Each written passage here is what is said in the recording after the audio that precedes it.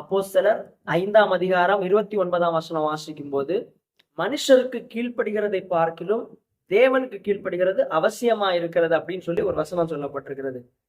இன்னைக்கு நம்ம உலகத்துல பார்க்கும்போது நம்ம தேவனுக்கு கீழ்ப்படுகிறோமா அல்லது மனுஷருக்கு கீழ்ப்படுகிறோமா, யாருக்கு கீழ்ப்படுகிறோம் அப்படிங்கிறத சிந்திக்கணும்.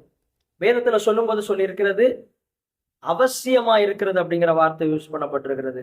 சும்மா சாய்ஸ் ஆட்டு வைக்கல, மனுஷருக்கு கீழ்ப்படிலாம் அல்லது ஆண்டவருக்கு கீழ்ப்படிலாம், நீங்க எது வேணாலும் செய்யலாம் அப்படிங்கிற ஒரு சாய்ஸ் இந்த இடத்துல வைக்கல. சிலதுக்கு சாய்ஸ் வேதத்துல கொடுத்திருப்பாங்க.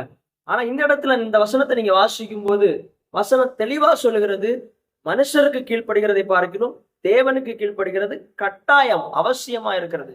ஒரு தேவனுடைய பிள்ளையா இருக்கிறீங்கன்னா நம்ம தேவனுக்கு கீழ்ப்படுகிறதை முதலாவது வைக்க வேண்டும். மனுஷனுக்கு கீழ்ப்படுகிறதுங்கிறது ரெண்டாவது. முதலாவது தேவன் என்ன சொல்ல விரும்புகிறாரோ அதுக்கு கீழ்ப்படிந்து விட்டு மனுஷனுக்கு கீழ்ப்படிய வேண்டும். வேதத்துல ஒரு நல்ல உதாரணம் நீங்க பாத்தீங்கன்னா, சவுல் ராஜாவுடைய நாட்கள்ல ஆண்டவர் சவுலை பார்த்து ஒரு வார்த்தை சொன்னார். என்ன சொன்னார்னா, அமலேக்கை பூமியின் கீழா இராதபடிக்கு அதம் பண்ணுவதற்கு உன்னை நான் தெரிஞ்சிருக்கிறேன், நீ போய் அமலேக்கு ஒருத்தர் கூட இல்லாம அவங்கள முற்றிலுமாய் நிர்மூலமாக்க அப்படின்னு சொல்லிட்டு ஆண்டவர் ஒரு வார்த்தையை கொடுத்து சவுல் ராஜாவை அனுப்புகிறார். ஆனா சவுலுக்கு மிக எளிது, ஏன்னா ஆண்டவருடைய வார்த்தை அவனுக்கு நேராக இருக்கிறது, ஆண்டவர் அவனை கொண்டு பெரிய காரியம் செய்வேன்னு சொல்லிட்டார். அதை நம்பி செல்ல வேண்டிய சவுல் என்ன பண்ணுகிறாருன்னா, அங்க போயிட்டு அவனுக்கு எதெல்லாம் பிரியமா இருக்கிறதோ, எதெல்லாம் கண்களுக்கு பிரியமா இருக்கிறதோ அதெல்லாம் பிடிச்சிட்டு வர்றாரு. அப்புறம் சாமுவேல் தீர்க்கதரிசி போய் கேட்கும் போது சொல்கிறாரு, இதெல்லாம் உம்முடைய ஜனங்கள் உம்முடைய தேவனுக்கு பலியிடும்படி கொண்டு வந்தார்கள் சொல்லி சொல்லுகிறார்.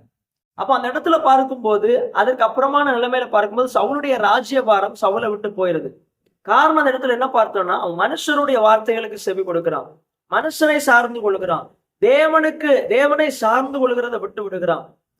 ஆனா இந்த இடத்துல வேத வசனம் சொல்லும்போது சொல்கிறது, தேவனுக்கு கீழ்ப்படுகிறது அவசியமா இருக்கிறது. இன்னைக்கு நம்முடைய வாழ்க்கையில தேவனுக்கு கீழ்ப்படுகிறது மிக அவசியமா இருக்கிறது.